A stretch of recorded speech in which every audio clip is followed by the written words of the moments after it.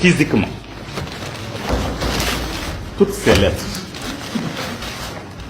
Vous voyez, toutes ces lettres et plus de 8000 messages dans ma boîte mail pour demander la libération d'un seul individu qui a été poursuivi et jugé, condamné par la justice malienne.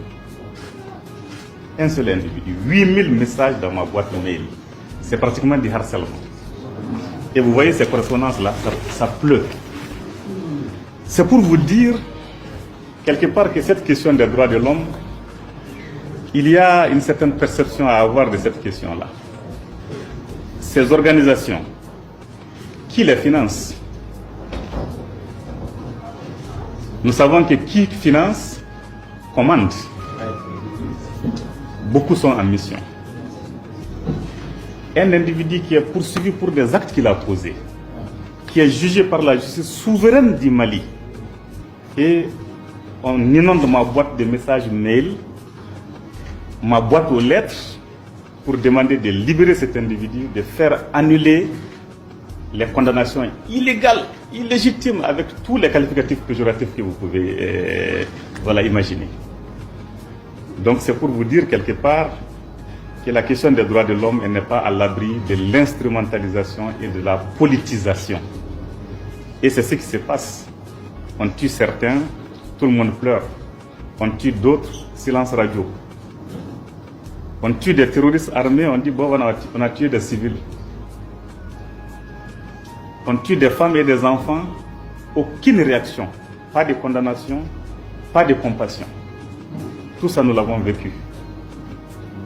Donc c'est pour dire que c'est une guerre dans laquelle sont les gens qui cherchent à atteindre les États par ces canaux-là. Si on ne peut pas vous atteindre économiquement, on ne peut pas vous atteindre sur d'autres dimensions, on vous cherche sur le terrain des droits de l'homme. Et vous avez la lourde mission de veiller à la protection et à la promotion des droits de l'homme. Donc il est important que tout cela soit intégré. Rien ne se fait de manière anodine. Ce que je vais vous demander, comme je l'ai dit dans les discours, c'est de rester objectif. Parce que l'objectivité, c'est particulièrement important. Sinon, vous avez vu récemment, à la veille de notre passage au Conseil des droits de l'homme à Genève, on fait des publications pour dire, voilà, il y a eu des massacres d'une dizaine de personnes et que c'est l'armée malienne.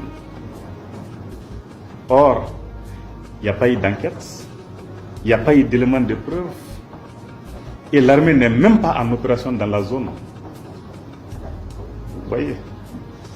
Moi, j'ai pris le soin de vérifier tout ça. L'armée n'est pas en opération dans cette zone.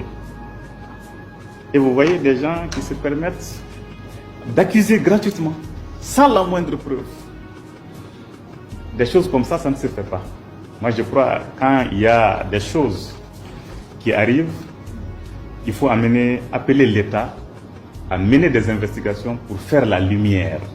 Je comprends ça, ça c'est objectif. Mais qu'on indexe clairement quelqu'un sans avoir fait d'enquête, franchement, c'est tout simplement pas croyable. Donc, vous voyez, et ces organisations qui font ces choses, vous allez être surpris quand on va les nommer. C'est Amnesty International.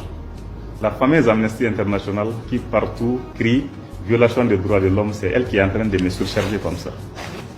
Voilà, ma boîte. Voilà. Bon. Est-ce que les gens peuvent croire que les choses se font en toute objectivité dans la question des droits de l'homme? C'est difficile. Donc c'est pourquoi, en tout cas, je vous invite à être vraiment très équilibré, à être objectif dans tout ce que vous faites.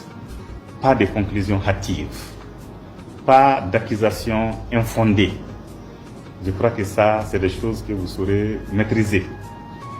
Les efforts, nous sommes en train de les faire dans un contexte difficile. Peu de pays au monde feraient ce ce que le Mali est en train de faire en termes de promotion et de protection des droits de l'homme, s'il s'était retrouvé dans la situation où nous sommes, peu de pays, je vous dis, et cela avec beaucoup de fierté, peu de pays peuvent se permettre de faire ce que nous faisons en matière de protection des droits de l'homme. Peu de pays. Et dites-vous aussi que il n'y a aucun pays au monde où il n'y a pas de violation des droits de l'homme. C'est le niveau de violation qui diffère.